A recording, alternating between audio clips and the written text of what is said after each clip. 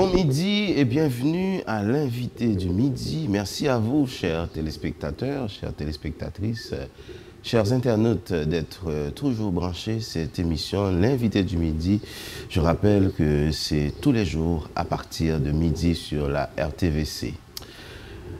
Les médias en temps de crise, quel est le rôle des médias en temps de crise? C'est la question que l'on se propose de débattre à travers l'émission d'aujourd'hui. Les médias sont souvent les premiers à monter au créneau pour dénoncer, tirer la sonnette d'alarme quand quelque chose ne va pas au sein de la société. Si tant est que l'on attribue un pouvoir tout à fait spécial aux médias, le quatrième pouvoir, celui de l'information. Les médias ont combattu des dictatures, des gouvernements autoritaires, totalitaires. Aujourd'hui, les médias peuvent-ils encore jouer ce rôle d'avant-garde au sein de la société haïtienne? C'est ce que nous allons voir avec notre collègue Jos Varin, journaliste et licencié en relations internationales. Bonsoir Jos et bienvenue à l'invité du midi. Bonsoir Samy Janvier, c'est un plaisir d'être là. Et c'est une émission que j'avais toujours rêvé. Je voulais toujours participer à cette émission. Merci, et bien voilà, un rêve qui se concrétise. Ah ben ouais, en effet. Ah ben, sinon ça va? Oui, alors tout va très bien, oui. Yeah. Je tiens à parler de médias, de rôle média où il y a une crise, et nous compte là depuis de 3 ans, nous avons une situation de crise permanente dans le pays. Nous sommes depuis 6-7 juillet. Nous allons compter plusieurs pays, plusieurs manifestations, jusqu'à l'assassinat du président Jovenel Moïse. Et là maintenant, nous allons compter tremblement de terre. Toutes ce sont des situations de crise qui bandent que les médias, en termes d'information, sont supposés au front, c'est-à-dire au premier rang pour informer la population et des populations faire les meilleurs choix. Et nous allons regarder les crises. Là, parler de crise, nous ne allons pas parler seulement de crise politique. Toute forme de crise qui est dans la société, que ce soit les tremblements de terre, les catastrophes naturelles, les crises politiques, une crise économique, tout, que nous n'avons pas tellement parlé de ça. Une crise sociale, tout, dans la société. Ou même comme journaliste, je me pose la question, est-ce qu'on a une sensation que l'option des médias, puisque vous-même, non seulement on travaille dans les médias, mais on entend d'autres médias, que les médias à la hauteur de crise que nous avons traversée, je viens de dire. Alors, question qui paraît certaines fois un peu compliquée. Est-ce que médias en réalité est à la hauteur de crise que le pays a traversé et qui rôle est supposé jouer? Effectivement, on sait très bien que médias en Haïti, normalement, ou bien dans tous les pays du monde, lorsqu'on est en temps de crise, gagnent une certaine attribution, ou du moins comment que eux-mêmes sont capables d'essayer d'accommoder. Accommoder dans le sens que pour aider à apporter des solutions. D'ailleurs, on va trouver plusieurs types de journalisme. Il y a le journalisme utile, il y a des journalistes aussi qui travaillent surtout en temps de crise, mais le journalisme en soi, nous connaissons même le journaliste de guerre. Des journalistes, effectivement, effectivement. Mais dans le cas d'Haïti, parfois pour parler de la situation de crise, je préfère remonter les années antérieures. Oui, en effet, remonter les années antérieures pour voir ce que ça a donné. En fait, si on essaie de voir de 1957 à 1986, je dis qu'il y a une première phase, donc la phase de dictature, et puis après 86, il y aura donc une autre phase, et c'est la phase où l'on se prépare pour la démocratie, effectivement, parce que le monde d'avant les années 89, des années 80 bien entendu, plus précisément d'avant les années 90, c'était un monde qui était encore bipolaire, avec deux superpuissances, l'URSS et les États-Unis d'Amérique, mais après la tombée du mur de Berlin, donc on a pu remarquer qu'il y a une superpuissance, ultra-puissance à la fin de la guerre froide. Effectivement. Donc, dans le temps, nous avions eu un média qui peut-être avait connu une certaine pression, ou du moins qui était sous pression, ce qu'on appelle de la dictature, pression dictatoriale des Duvalier, père et fils, bien entendu. Il y a à un moment de la durée, de même campé et tout média. Naturellement, effectivement.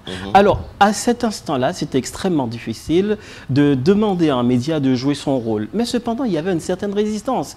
Car s'il n'y avait pas cette résistance, je le dis très souvent, 86 n'aurait pas lieu de toute façon. Parce qu'avec Radio Soleil et d'autres médias pirates aussi, des radios pirates, tout ça, mais qui se donnaient, par exemple, la tâche de dénoncer la dictature des Duvalier, Donc, on vient sentir que les médias ont commencé à prendre responsabilité face à une crise. Alors, bien entendu, ça c'était une crise politique, bien entendu, oui. ou du moins une crise pour combattre ce qu'on appelle une dictature. Une crise pour parler de l'avènement, ou du moins de l'événement de la démocratie. Une crise, bien entendu, que Opralvin trouve dans une situation que ou pas capable encore, soulèvement populaire. Après ce soulèvement populaire, population elle-même, Livin dit que, bon, fois ça, faut que nous reconstruisons le pays. Ah bon, ce qui n'a pas eu lieu. Médias ont joué un rôle très important dans la sensibilisation de la population face à la dictature. Donc, ce rôle, bien entendu, c'est ça, des fois, que m'a cherché, je ne dis.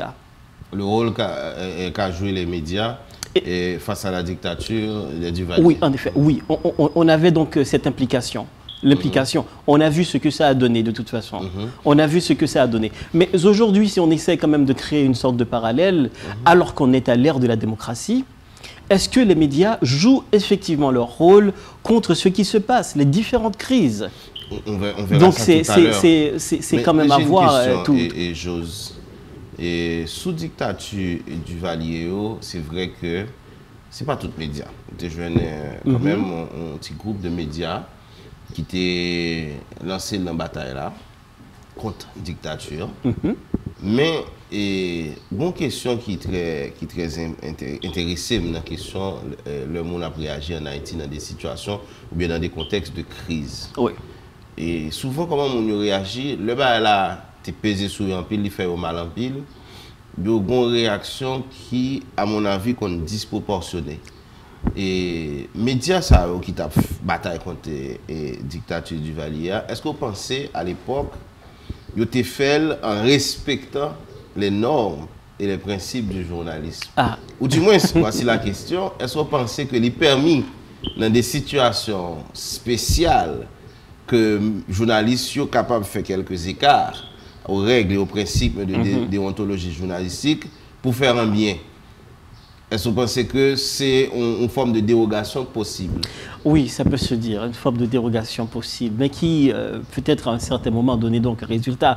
Là maintenant, il faut voir le côté éthique professionnel. Oui. Et parce que oui, en effet. Peut-on combattre la dictature on l'a vu récemment aussi. En respectant l'éthique journalistique? En respectant l'éthique journalistique. C'est possible? Je pense que oui, mais parfois, il y a la réalité. Il y a aussi l'aspect normatif. Dans l'aspect normatif, ok, d'accord, il y a des règles, même si on est en temps de crise, même si on est contre un pouvoir, par exemple, qui mettait nous dans une situation extrêmement difficile, côté nous pas capable, de façon qu'on peut réagir.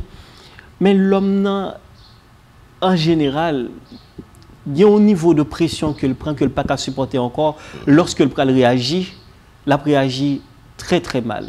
La réagit même en dehors des principes, même en dehors de règles, de normes qui existaient, qui dit, ou bien même des conventions qui disent, mais comment pour régler telle crise? Eh bien, lorsque Bagay a pesé trop sous dos, il a tendance à réagir de façon disproportionnée, comme tu viens de le dire. Oui, par exemple, moi-même, il y a une crise politique que je connais plus bien. 2004. C'est 2004, puisque j'étais très jeune à l'époque. Tu as gagné en pile, pratiquement, ça déclaré un travail de diabolisation. Oui, oui. C'est pas que, on est en train de dire que M. Lavalasio à l'époque, c'était des saints, non? Les chimères, c'était réel, et puisque nous dirait comme ça, mais c'était des bandits, des ministres qui tapent défendre le pouvoir et Aristide là. Mais les médias, à travers le groupe LMH là notamment, tu as quand même un travail qui était fait pour combattre le régime totalitaire, autoritaire que Aristide lui-même a commencé à déployer. Donc, dont des manipulations qui étaient faites de l'opinion publique, des manipulations de masse, parce que je ne veux dire, est-ce que mon gens connaît, est-ce que c'est vrai ou non, Aristide a conduit les petits bébés dans le pilon? On comprend que une série de bagages qu'on fait, donc il y a des gens qui avouent que il y a des gens dans l'opposition qui ont pris un cadavre dans l'hôpital général si dans l'arrière. Donc, est-ce que dans le moment de crise, les médias ont dû prendre parti et entrer dans le système de diabolisation ou encore prendre parti, entrer dans combattre un régime en faveur de l'autre, ou bien est-ce que nous avons supposé garder cette neutralité et nécessaire au métier de journaliste? En fait, aujourd'hui, en en 2022. Moi, je pense que la manière dont on a utilisé ce pouvoir, le pouvoir de la parole que nous avons en tant que la presse, je pense que nous sommes capables de alléger et juste rester au milieu.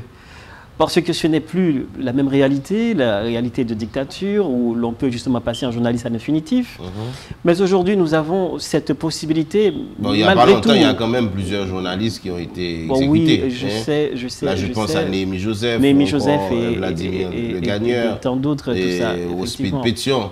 Il n'y a pas très longtemps, c'est hier qu'on a tué plusieurs journalistes sur le régime de PHTK, non? Bon, oui, en effet.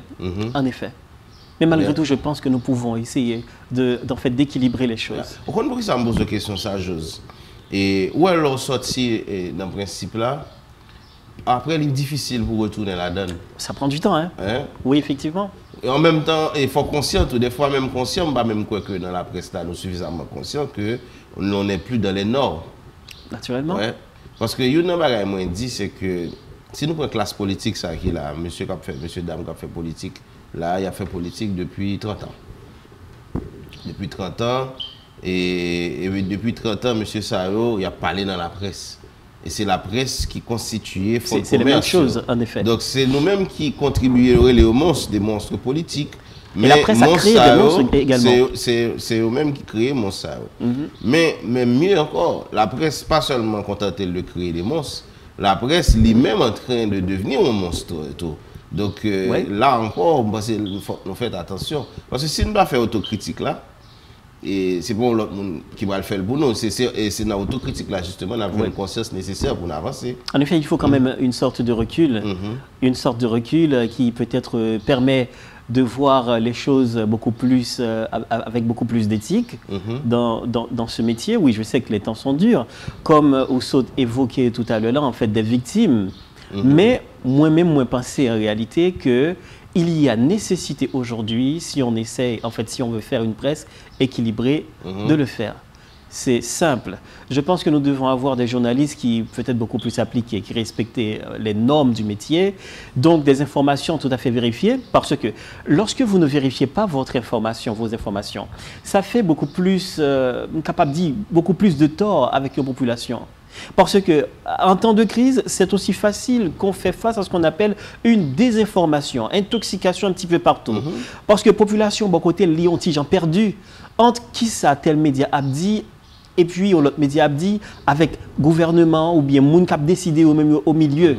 Moi, certaines fois, je vois des informations que il y a des journalistes qui font le soit pour faire du sensationnalisme, pour faire de la sensation, et puis après qui n'ont rien à voir avec la réalité. C'est ça, je dis, que la presse supposée faire, par exemple, pour le certain recul par rapport avec toutes sortes et les sensations. Oui, on a chuté. Des fois, je me suis posé la question, qui a chuté? C'est comme si Mtadou, c'est... Parfois, la presse vive tellement avec sensation, ou poser tête aux questions. En fait, parfois, on essaie de chercher des prétextes pour dire que oui, ben, c'est ce que la population veut. La population veut de la sensation, donc on lui donne de la sensation. Mais non. Mais qui a introduit l'autre dans le nivellement par le bas? Est-ce la presse? Moi, je pense que la presse a une lourde responsabilité. C'est non seulement de vérifier donc, toutes les informations et de réagir en temps de crise. Et il est capable de poter aussi des éléments de solution. Comment il est capable de poter? Ce n'est pas surtout avec les gens qui sont au pouvoir, parce qu'on n'est pas en réalité des consultants pour ceux qui sont dans le pouvoir.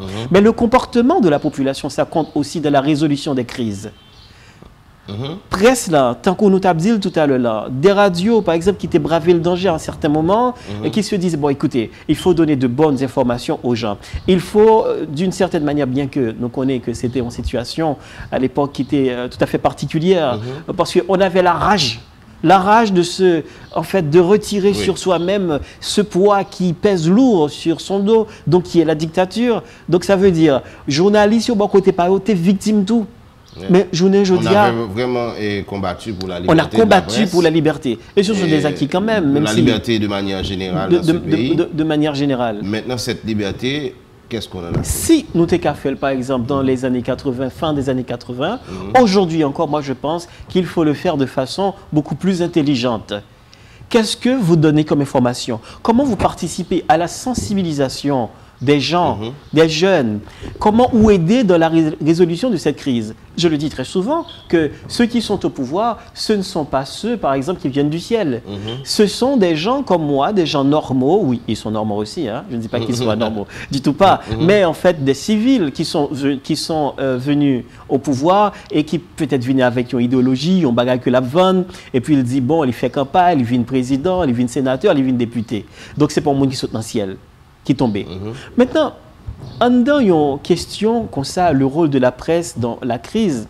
Non seulement ça m'a demandé pour analyser les différentes crises que le pays lui-même connaît, parce que on essaie de remonter de 86 tout simplement pour nous descendre.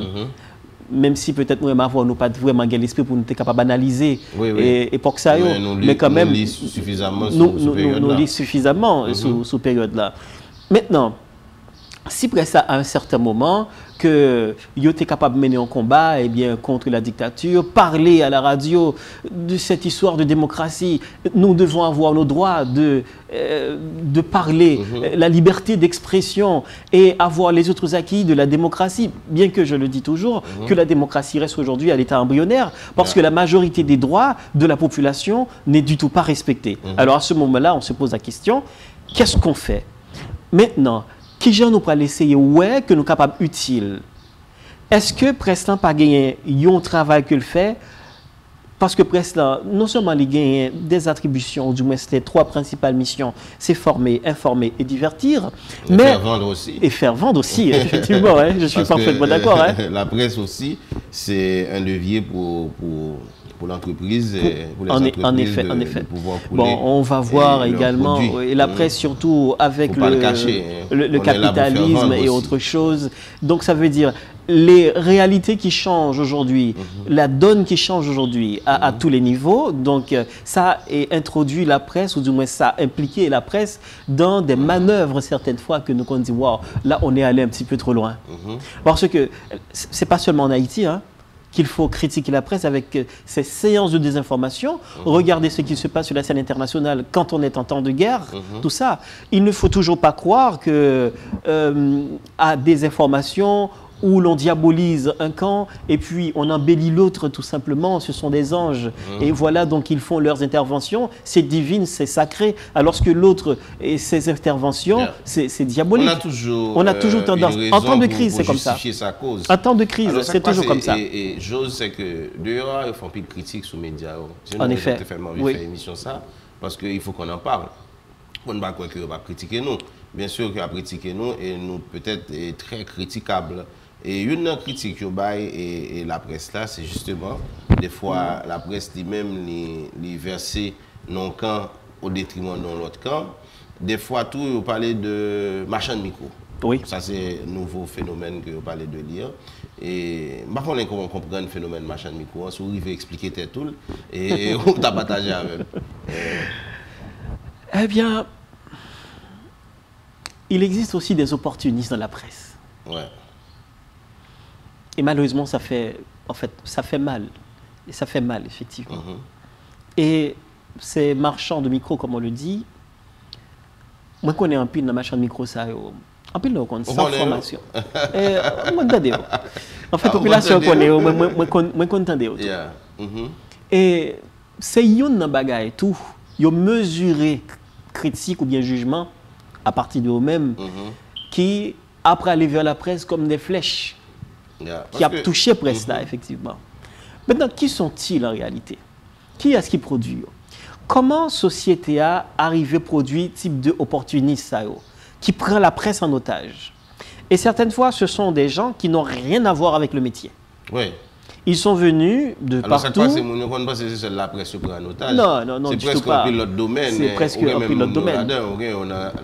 On a avocat, on a juge, on a tout notre domaine dans la société. Au sein de l'administration publique, c'est que depuis ces derniers temps, le pays a produit des individus qui lui-même est dangereux et par rapport avec quoi peut-être bien. Mais Samy, moi, il y a une bagarre comme toujours dit. C'est le problème de la société aujourd'hui. Son problème qui est extrêmement grave.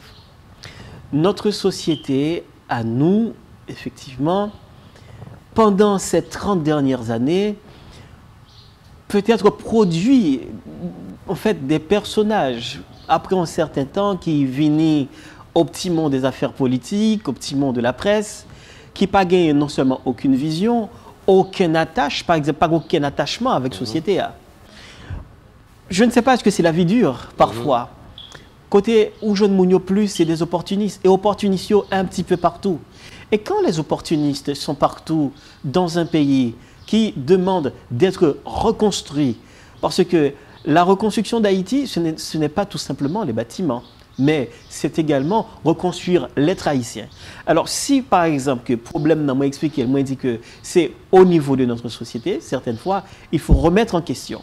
Je dis que Haïti, certaines fois, je considère comme un ensemble, mais à l'intérieur de cet ensemble, il existe des sous-ensembles. Dans ces sous-ensembles, on trouve les institutions, on trouve également la presse, mais si la matrice est infectée, si à l'intérieur de cette matrice, il y a un problème. La presse fait partie du pays.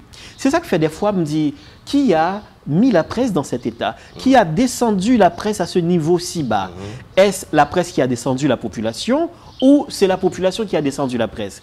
Est-ce que c'est un moment que nous dit, bon, il faut donner en fait au grand public... Il n'y a jamais de mauvais public, il n'y a que de mauvais spectacles. Il y a de mauvais spectacles. Mais qu'est-ce que vous donnez donc à votre public? D'où la responsabilité de la presse haïtienne. Donc tout autant pas gagner une certaine responsabilité, pas gagner une prise de conscience au niveau de presse là. Le rôle de la presse dans les crises, on est capable peut-être que soit la presse a joué de bons rôles ou bien de mauvais rôles. Ou bien on va analyser, on dit, ben, aujourd'hui, si on est là, c'est parce que la presse a failli à sa mission. La presse a failli à sa mission. Mais qui ça en réalité? Est-ce société à qui descend ou du moins est-ce que c'est presse ça? Mais comme moi, je fais une simulation, je essayer de parler de un diagramme par exemple qui gagne plusieurs sous-ensembles à l'intérieur. Donc si en fait figure ça, ou bien est déjà infecté, assurément, tous les éléments qui sont à l'intérieur seront infectés. Le problème est sociétal, le problème c'est un problème de notre pays.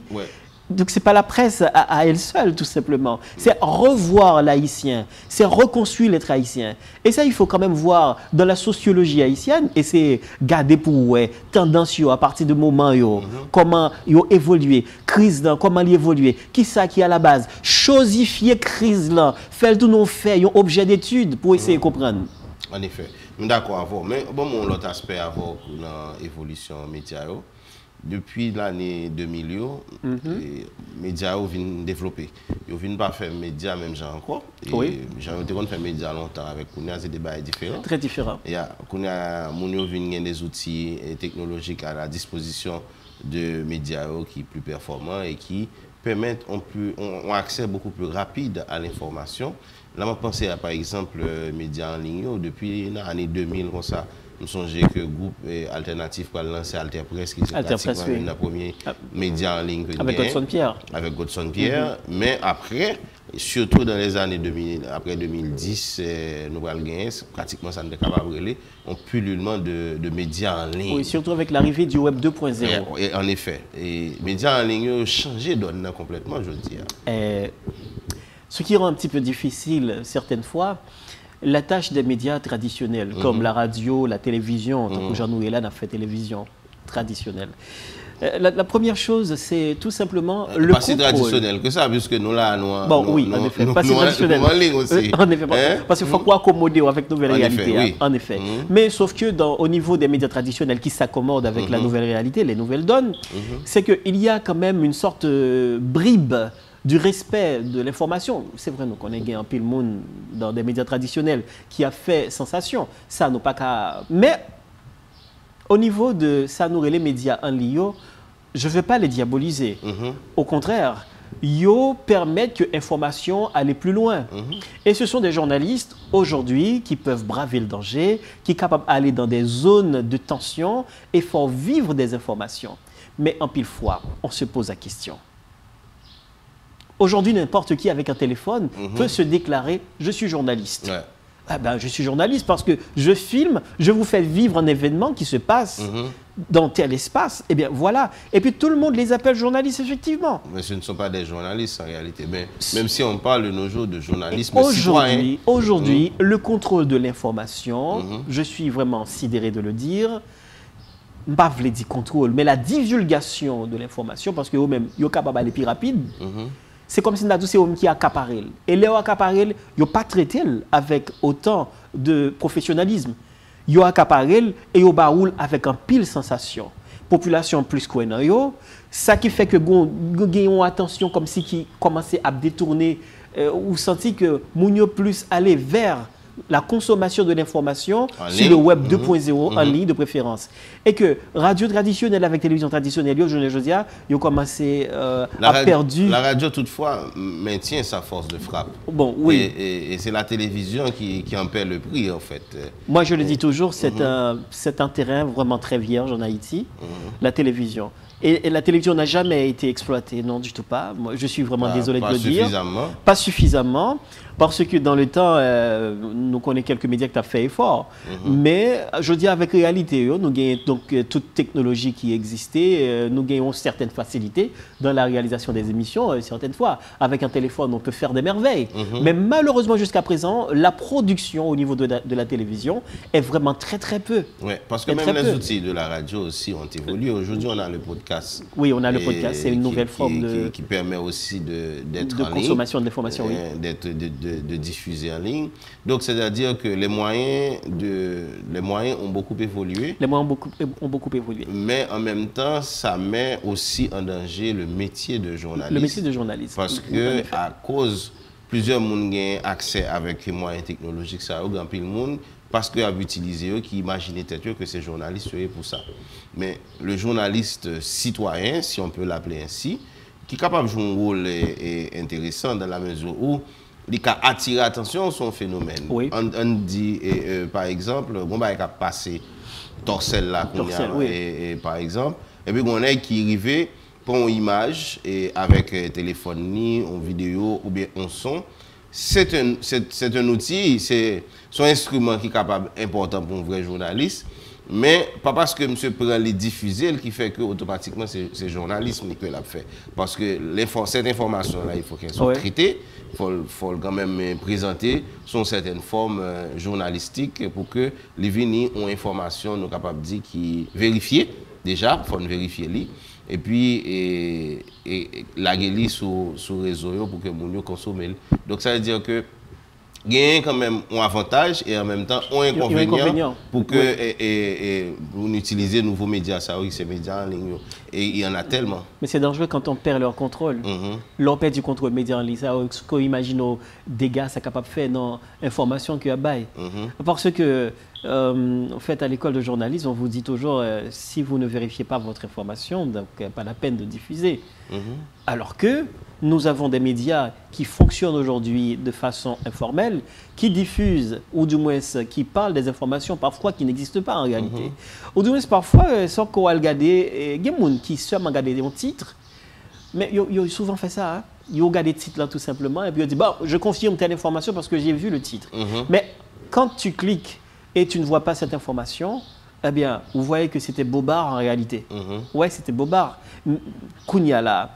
On regarde les quantités de monde qui juste les titres après ça le virer et puis le marché fait un marché diffusé, il y a un bagage qui sont intoxication. Moi je pense qu'il faut combattre l'intoxication effectivement parce que là c'est un petit peu grave. Il faut quand même une certaine organisation. Ça qui vient quand même doubler travail médias traditionnels parce que information qui est en ligne pour aller plus vite et eux même ils sont obligés à la traîne d'informations ça.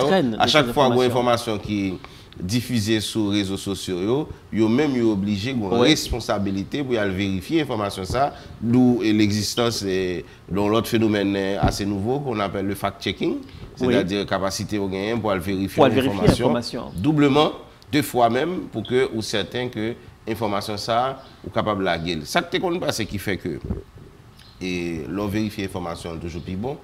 On dit par exemple, c'est chose qui est en question dans cette information.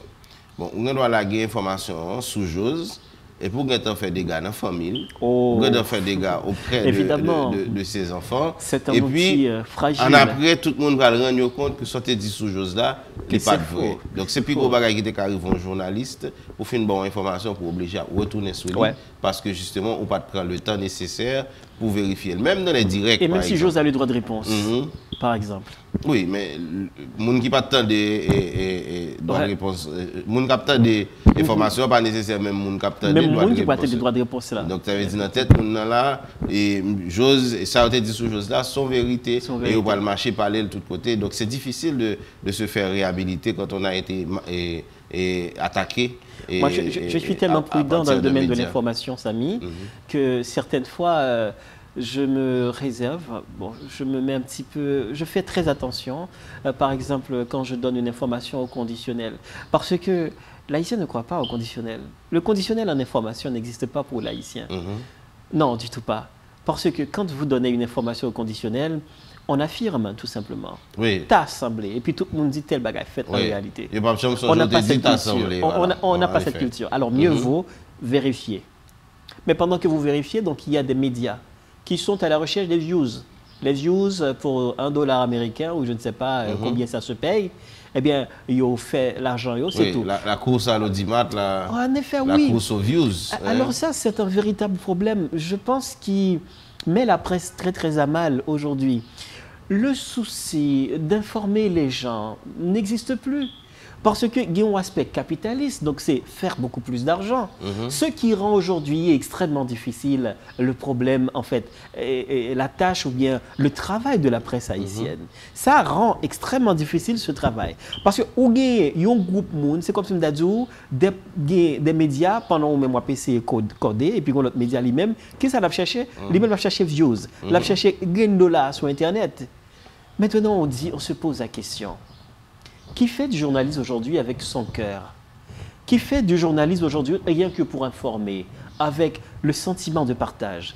Mais aujourd'hui, on peut comprendre qu'on fait du journalisme avec beaucoup plus de sensations. Ce qui renvoie aujourd'hui à comprendre le rôle des médias dans la société ou bien en temps de crise. Mon cher, il y a un paquet de bagages pour résoudre, pour comprendre ça. Bon, deux questions, maintenant, on dit qu'on a un paquet de bagages pour résoudre là. Et il y a une question, et c'est pour ça que je devine soutenir les médias en ligne. Oui. Est-ce que vous pensez, ou même, qu'on est très bon dans le podcast, est-ce que le podcast finira par remplacer la radio? Est-ce que le live finira par remplacer la télé? La télé. Est-ce que le web média, c'est-à-dire les médias en ligne, finira par remplacer la presse écrite?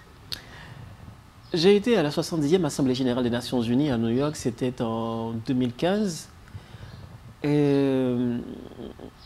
C'est à ce moment-là que je commence à comprendre que d'autres pays sont à des longueurs d'avance sur nous en ce qui a trait à la consommation de l'information. Et c'est là que m'ont été première idée, parce que j'ai vu que les gens, ils n'ont pas de temps. Dans le métro, ils regardent par exemple un vlog ou du moins des informations en podcast. Ils écoutent des informations en podcast. Parce qu'ils n'ont pas de temps. Ils n'ont pas de temps pour faire la télé. Non, ils n'ont pas de temps pour ça. Mais on va justement trouver des séquences très importantes, des séquences d'informations utiles, tout ça. La télé et avait puis quand même la télé en même temps. Cette vertu de réunir toute la famille pour regarder le journal, mais généralement le journal de 20h. C'était un grand rituel.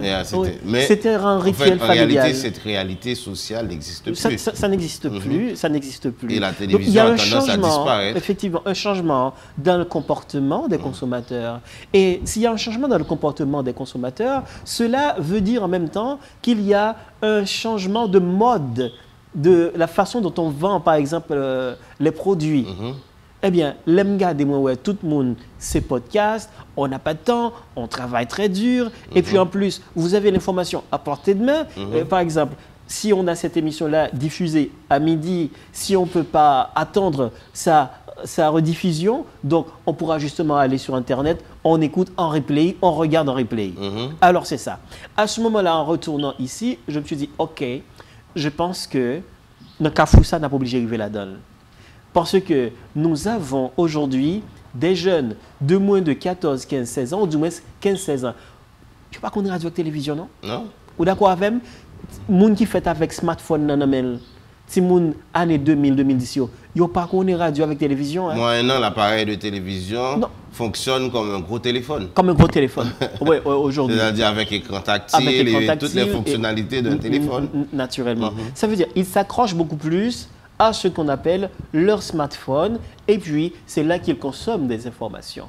Maintenant, médias qui traditionnels, yo gagné un grain de bagage pour faire, accommoder yo, et en même temps, si yo pas fait, bah, ils vont disparaître. Ils vont disparaître. Qu'est-ce que ça coûte aujourd'hui d'avoir toutes ces grandes installations, tout ça qui coûte des millions, et puis après, qui vont disparaître dans 15-20 ans.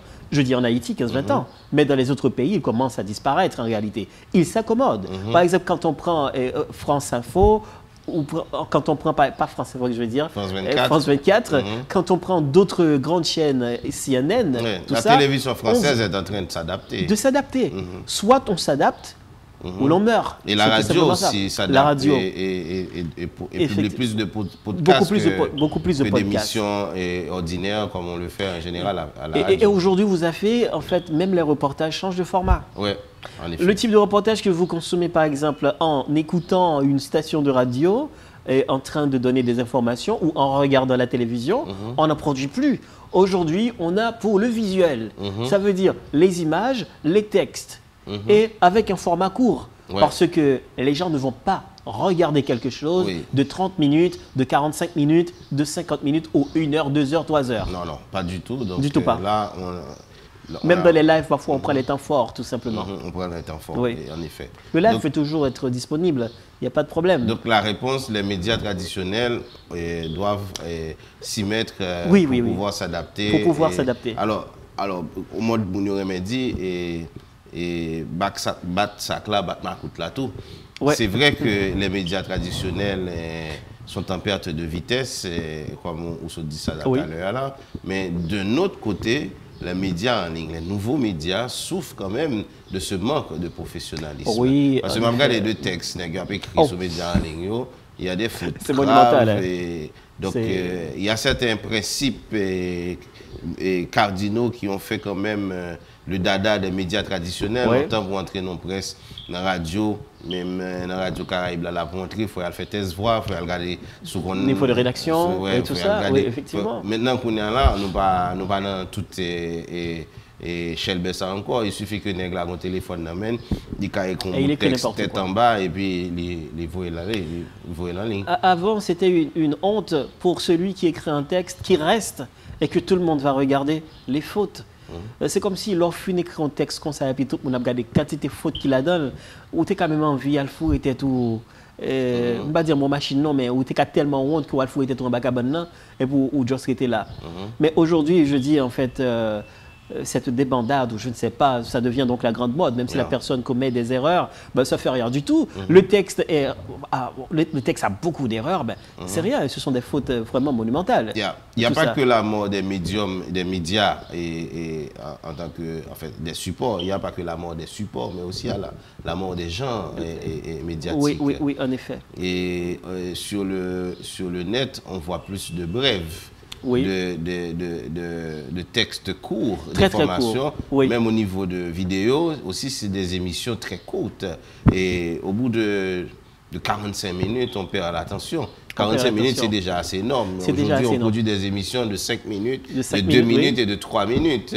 Donc, des vidéos vraiment très courtes qui font passer l'information. Donc des émissions comme celle-là, l'invité du midi, donc on ne pourra plus la faire d'ici un horizon de 5 à 10 ans. De 5 à 10 ans, oui. Donc il faut quand même changer, il faut changer de cap, hein.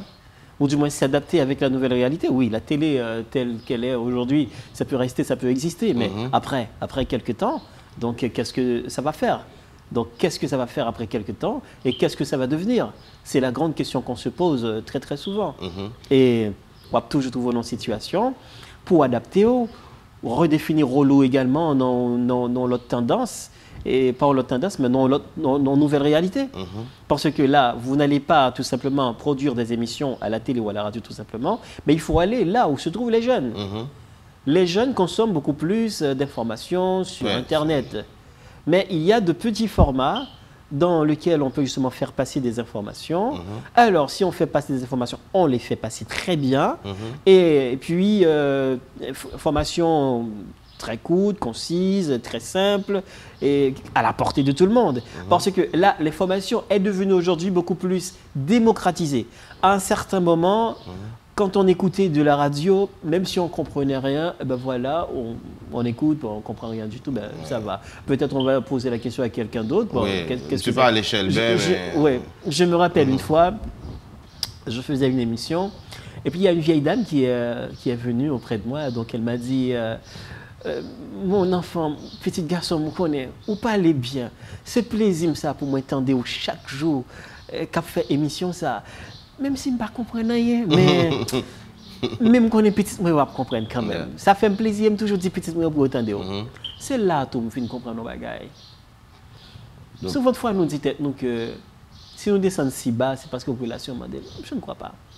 Pour moi, je pense que c'est. Nous voulons descendre là. Nous voulons descendre. Je n'ai pas de problème, non, qu'on fait moi, c'est une question économique. Oui, oui. C'est la course à l'audimat, c'est qui est-ce qui a plus de monde qui même si c'est économique, qui a plus de views sur Internet. Même si c'est économique, on est capable de toujours faire que tout le monde comprenne. Mais j'ai un problème de la manière de le faire. Ce n'est pas le niveau, mais manière qu'on a fait là. Côté où dépouiller de tout ça, y aurait le professionnalisme. Et ça devient gênant pour des professionnels. C'est comme si je t'ai dit, c'est l'autre réalité à part de ça qu'on étudie en réalité. Donc, c'est deux réalités. Ça, on connaît qu'on fait 4 ans, tu as étudié sciences de la communication ou bien journalisme, et puis on vient chita là. Donc, c'est, hey, franchement, à ce moment-là, on se pose la question, parce que parfois, réalité économique, ça, on dit, j'en suis pas. Mais tous les autres pays ont cette réalité économique. La France en a, les États-Unis en ont. Mais pourquoi? Pour qui ça c'est obligé de descendre vers le bas? Bon, oui, bien sûr. En effet. Bon, ici, elle n'a pas parlé de problème économique, ce n'est pas une plaisanterie. Bon, ça, ok, d'accord, je peux faire cette considération, mais je pense que la manière peut s'améliorer quand même. On peut améliorer la manière de faire. Donc, ça veut dire, je ne dis rien, les médias sont obligés d'adapter, sinon, il ne faut pas continuer. Si les médias ne vont pas adapter au numérique, au 2.0 et désormais, et ça m'a dit tout que les formes de lutte que je mène dans les médias sont supposées adapter au toujours des jeudis. Oui.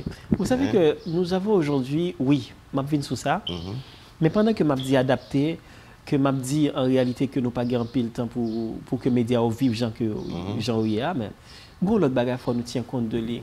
Dans la réalité, arrière-pays, c'est vrai que les jeunes ont un smartphone et nous avons une population qui est très jeune.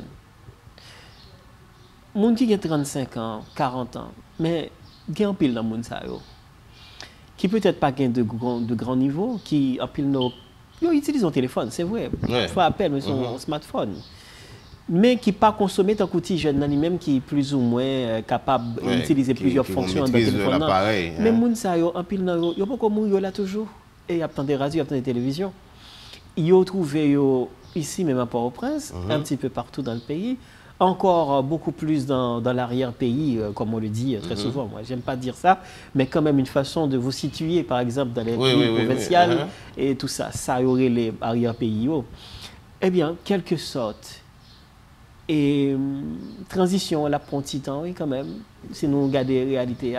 Il peut aller vite, oui, mais rien. Il peut aller vite, parce que même les gens qui disent qu'ils n'ont pas de maîtrise appareil là, de plus en plus, ils ont envie de maîtriser.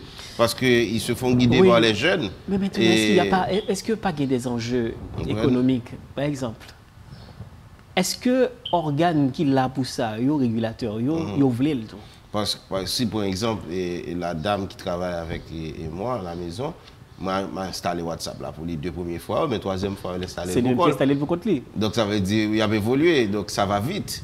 Ça va vite, mine de rien. Moi j'ai vu donc, une très belle image. Donc c'est une dame qui vend, c'est une marchande de charbon, les chita sur charbon, et puis smartphone, non mais. C'est bagarre que peut-être dans le moment que la compagnie téléphone de 10 ans, on va te imaginer. Mais je rêve. Comme si tu as ça, mais je rêve quoi. Mais je ne crois pas mes yeux. Une marchande de charbon avec un téléphone. Mais aujourd'hui, ça va tellement vite. Donc, la communication, les outils de communication, ça évolue, ça marche très vite.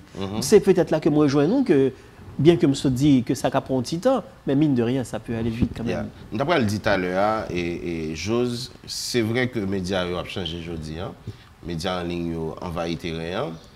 Maintenant, c'est plus facile pour que l'on produit la vente, une campagne, mener, les toucher directement le public là.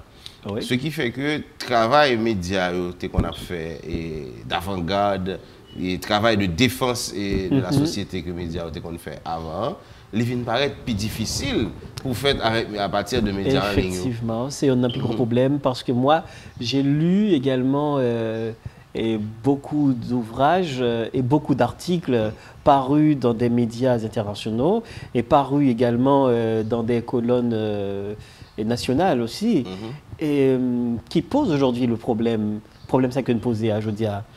Maintenant, avec cette liberté que chaque monde est capable d'utiliser, ils ont un smartphone pour capable de vendre l'information, ils vendent ce qu'ils veulent. Et avant pour une information, pour la chercher, pour la vérifier, pour passer dans une salle de rédaction, pour faire texte, pour porter le bon présentateur. Et savoir aussi c'est la censurer. Et ça pour un bon temps. Entre-temps, l'actualité doit évoluer. Et nous sommes très au courant de ce qui a passé. Très au courant. Donc ça veut dire que les médias et tout, ils n'ont pas qu'à constituer un frein à la mauvaise information. Ils n'ont pas qu'à veiller à ce que l'information qui va le joindre, c'est la bonne. C'est pour ça qu'il y a des campagnes contre l'intoxication. Parce que normalement, même dans les grands pays, on sait très bien que ça ne peut pas se faire du jour au lendemain. Donc, ils font des campagnes, même sur Internet, des campagnes hashtag stop des informations, hashtag intoxication, tout ça, pour sensibiliser les gens. Car avec votre téléphone, vous pouvez faire des dégâts. Vous pouvez faire des dégâts. Et surtout en Haïti, est-ce qu'on a déjà une législation là-dessus? Non. Sur la chose digitale, tout ça, numérique, on n'en a pas encore. Ça veut dire qu'on est encore loin. Nous n'avons pas des outils juridiques. Même l'activité des médias traditionnels n'a pas été suffisamment régulée par l'État. Pour moi, c'est le travail de toute une société. Autorégulé par les médias. C'est le travail de toute une... C'est un grand travail. Il faut quand même légiférer là-dessus. Donc, si on ne légifère là-dessus, donc combien de temps ça peut le prendre? Et venir avec des mesures coercitives et contrôler également l'information sur Internet et avoir une certaine capacité de censurer certaines pages. Ou du moins, en Haïti, qu'est-ce qu'on a vu? Mais bien récemment, si ce n'était pas, comment je dirais, TikTok ou en fait les grandes plateformes numériques qui ont décidé de suspendre des comptes de promotion pour la violence, mais l'État a toujours croisé bras et puis a gardé les gens qui ont fait violence sur Internet, tout ça. Mais d'un côté, bagarre arrive. Mon Dieu, moi je pense que c'est à ce moment-là que l'État lui-même faut qu'il dise attention, il faut un halte là. Parce que les acteurs politiques qu'on y a là, puisque nous avons parlé de rôle média en temps de crise, qui étaient passés par les stations de radio. Je dis, au plus jouir Parce que chaque acteur gagne un média en ligne. Donc ça veut dire au cas où la radio t'a mis ton censure sur lui, ou bien il t'a senti que il n'a pas gagné possibilité pour le passer, je voulais passer dans la radio, ou bien dans la télévision, ou bien dans la presse écrite là. Il mettait les médias en ligne et puis lui-même la baille propre information. Et à ce moment-là, personne ne protège le public, le citoyen, par rapport à ces volontés malveillantes de certains acteurs politiques pour faire manipulation en faveur. Là, c'est extrêmement, c'est vraiment grave. C'est grave en ce sens de voir comment ça évolue et qu'on n'a pas les moyens, pas d'instruments juridiques, rien du tout, donc là, les films peuvent être un petit peu difficiles parfois. Parfois, c'est extrêmement difficile. Moi, je pense que le problème, ça a aussi des problèmes. Non seulement nous connaissons que presse là, il y a un rôle pour jouer dans ça qui vient pour face à différentes crises sanitaires, économiques.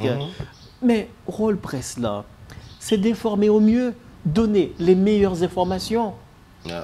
Mais surtout de ne pas prendre parti. En pile fois, les acteurs, surtout dans la crise politique, les acteurs de la crise, ils ont soudoyé presse là. Ils ont utilisé au mal.